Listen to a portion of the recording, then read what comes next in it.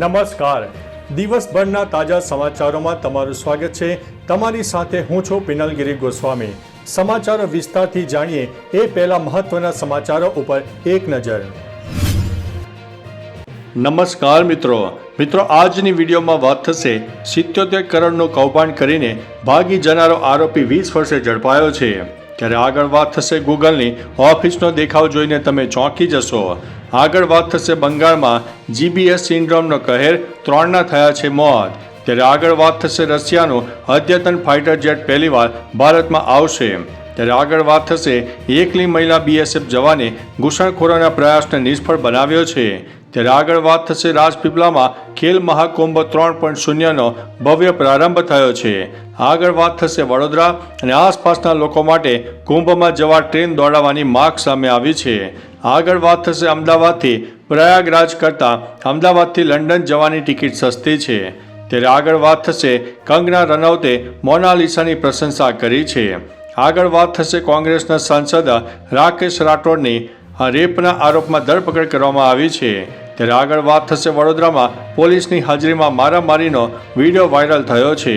આગળ વાત થશે ગુજરાતના 5 સ્ટેશને રેલ કોચ રેસ્ટોરન્ટ શરૂ થનારી છે। હવે મિત્રો સમાચારો વિસ્તારથી। પશ્ચિમ રેલવેનું અમદાવાદ મંડળ મુસાફરોની સુવિધાઓને વધારવા માટે મહેસાણા, સાબરમતી, આંબલી રોડ, ભુજ અને ગાંધીધામ રેલવે સ્ટેશનોના સર્ક્યુલેટિંગ વિસ્તારમાં રેલ કોચ રેસ્ટોરન્ટ શરૂ કરવા માટે જઈ રહ્યું છે। આ અનોખી સુવિધાઓમાં ઇન્ડોર અને આઉટડોર બંને પ્રકારના ભોજનનો વિકલ્પ હશે। આ પહેલાંનો ઉદ્દેશ્ય મુસાફરોને વૈભવી એર કન્ડિશનર ભોજનનો અનુભવ પૂરો પાડવાનો છે। મિત્રો, અન્ય મહત્વના સમાચારની વાત કરીએ તો વડોદરામાં પોલીસની હાજરીમાં મારામારી। વડોદરાના રાજમહેલ રોડ પર એક કાર ચાલક અને એક્ટિવા ચાલક વચ્ચે થયેલી બોલાચાલી મારામારીમાં પરિણમી છે। એક્ટિવા ચાલકે ટ્રાફિક સિગ્નલ તોડતા કાર ચાલકે ટોકતા સામસામે ગાળાગાળી થઈ હતી। ત્યારબાદ લાફાવાળી અને પટ્ટાવાળી પણ થઈ। ટ્રાફિક પોલીસે વચ્ચે પડવા છતાં ત્રણેય લોકો ઝઘડતા રહ્યા। પોલીસ દ્વારા ત્રણેયની ધરપકડ કરવામાં આવી છે અને તેમની વિરુદ્ધ ગુનો દાખલ કરવામાં આવ્યો છે અને ઘટનાનો વિડીયો પણ વાયરલ થયો છે। મિત્રો, અન્ય મહત્વના સમાચારની વાત કરીએ તો કોંગ્રેસના સાંસદ રાકેશ રાઠોડની રેપના આરોપમાં ધરપકડ। કોંગ્રેસના સાંસદ રાકેશ રાઠોડની ગુરુવારે પોલીસે તેમના નિવાસસ્થાનેથી ધરપકડ કરી હતી। જ્યારે તેઓ પત્રકાર પરિષદને સંબોધી રહ્યા હતા ત્યારે તેમની ધરપકડ કરવામાં આવી।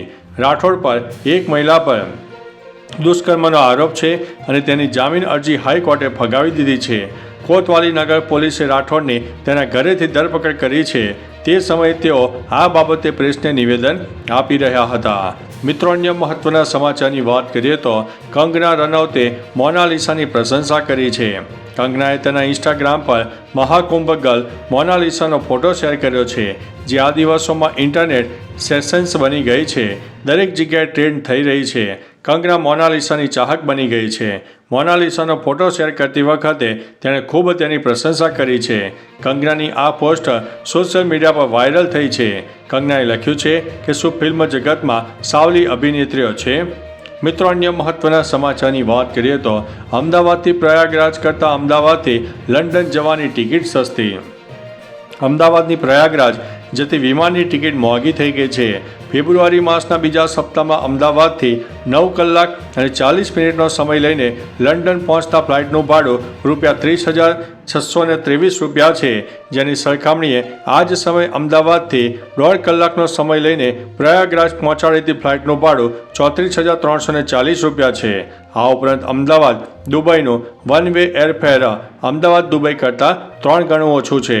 મિત્રો, અન્ય મહત્વના સમાચારની વાત કરીએ તો વડોદરા અને આસપાસના લોકો માટે કુંભમાં જવા ટ્રેન દોડાવવા માગ।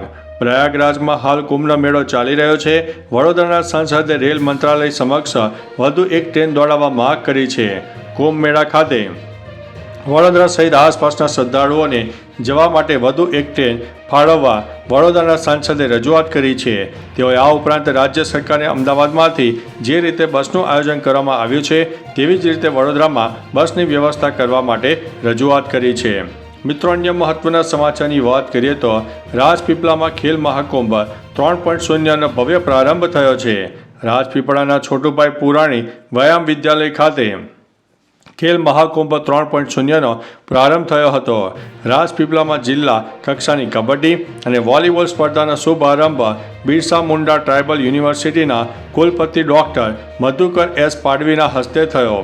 આ પ્રસંગે ધારાસભ્ય ડૉક્ટર દર્શનાબેન દેશમુખે જણાવ્યું કે ખેલ મહાકુંભ એવું પ્લેટફોર્મ છે જે ગ્રામ્ય કક્ષાથી રાષ્ટ્રીય સ્તર સુધી ખેલાડીઓને તક પૂરી પાડે છે.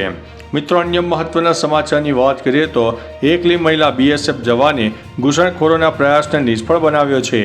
બીએસએફે દાવો કર્યો છે કે માલદા સેક્ટરમાં એક મહિલા કોન્સ્ટેબલે ફૂટા દ બોર્ડર આઉટપોસ્ટ નજીક બાંગ્લાદેશી નાગરિકો દ્વારા ઘૂસણખોરીના પ્રયાસને નિષ્ફળ બનાવ્યો છે. બીએસએફે જણાવ્યું હતું કે 5 થી 6 સશસ્ત્ર બાંગ્લાદેશી નાગરિકોનું એક જૂથ સરહદ પરના તાર તરફ આવી રહ્યું હતું, જે કોન્સ્ટેબલની ચેતવણી પછી પણ અટક્યો નહીં, જે બાદ મહિલા કોન્સ્ટેબલે તેનો એકલીએ સામનો કરીને તેને સરહદ પાર કરતા રોક્યા હતા. મિત્રો, અન્ય મહત્વના સમાચારની વાત કરીએ તો રશિયાનું અદ્યતન ફાઇટર જેટ પહેલીવાર ભારત આવશે. આ વખતે 5th જનરેશનનું ફાઇટર જેટ Su-57 ભારતના એરો ઇન્ડિયા શોમાં પ્રદર્શિત કરાશે, જેની માહિતી રશિયન દૂતાવાસે પોતાના ટ્વિટર હેન્ડલ પરથી આપી છે. જેમાં અદ્યતન stealth fighter jet Su-57 Aero India 2025માં ભાગ લેવા માટે ભારત આવી રહ્યું છે. રશિયા સતત Su-57ની શક્તિ બતાવવાનો પ્રયાસ કરી રહ્યું છે. તે આ દ્વારા ભારતીય લશ્કરી અધિકારીઓ અને સરકારને ઇમ્પ્રેસ કરવાનો પ્રયાસ કરશે. મિત્રો, અન્ય મહત્વના સમાચારની વાત કરીએ તો બંગાળમાં GBS સિન્ડ્રોમનો કહેર 3ના થયા છે મોત. પહેલાં કોરોના, ત્યારબાદ HMPV અને હવે GBS સિન્ડ્રોમ રોગનો કહેર વર્તાઈ રહ્યો છે. આ રોગના વિવિધ રાજ્યોમાં ધીરે ધીરે કેસ પણ સામે આવી રહ્યા છે, જેમાં હવે મહારાષ્ટ્ર બાદ હવે બંગાળમાં છેલ્લા દિવસમાં GBSથી એક બાળક સહિત 3 લોકોના મોત થતાં ફફડાટ ઊભો થયો છે. જો કે આ અંગે આરોગ્ય વિભાગના એક અધિકારીએ જણાવ્યું છે કે પશ્ચિમ બંગાળમાં પરિસ્થિતિ સંપૂર્ણપણે નિયંત્રણમાં છે અને ગભરાવાની કોઈ વાત નથી. મિત્રો, અન્ય મહત્વના સમાચારની વાત કરીએ તો ગૂગલની ઓફિસનો દેખાવ જોઈને ચોંકી જશો. બેંગ્લોરમાં નવી બનેલી ગૂગલની ઓફિસ અનંતનો એક વિડીયો વાયરલ થયો છે. એક કર્મચારીએ ઇન્સ્ટાગ્રામ પર એક વિડીયો શેર કર્યો છે, જેમાં ઓફિસની અંદરથી દેખાવ કેવો છે તે જોવા મળે છે. જે ભારતની સૌથી મોટી ગૂગલ સાઇટ છે. તેમાં એક કેન્ટીન અને રમતનું મેદાન દેખાય છે, જેણે નેટિઝન્સને મંત્રમુગ્ધ કરી દીધા છે. શું આ ઓફિસ છે કે પછી આપણે છીએ? એ ચોંકાવનારું છે. અદ્ભુત ઓફિસમાં કામ કરતા રમત માટેનું ખાસ છે. મિત્રો, અન્ય મહત્વના સમાચારની વાત કરીએ તો 77 કરોડનું કૌભાંડ કરીને ભાગી જનારો આરોપી 20 વર્ષે ઝડપાયો છે. ઇન્ટરપોલ રેડ નોટિસ અંતર્ગત થાઇલેન્ડ અને અમેરિકાથી 2 ભાગેડુને ભારત લાવવામાં આવ્યા છે. આ લોકો તામિલનાડુ અને ગુજરાતમાં અલગ અલગ મામલામાં વોન્ટેડ હતા, જેમાં CBIએ આ ઓપરેશનને પાર પાડ્યું છે. આ ભાગેડુમાંથી એક જનાર્થન સુંદરમ છે. જનાર્થન સુંદરમ પર પોન્જી સ્કીમ અંતર્ગત રોકાણકારો પાસેથી 87 કરોડ રૂપિયાથી પણ વધારેની છેતરપિંડી કરવાનો આરોપ છે.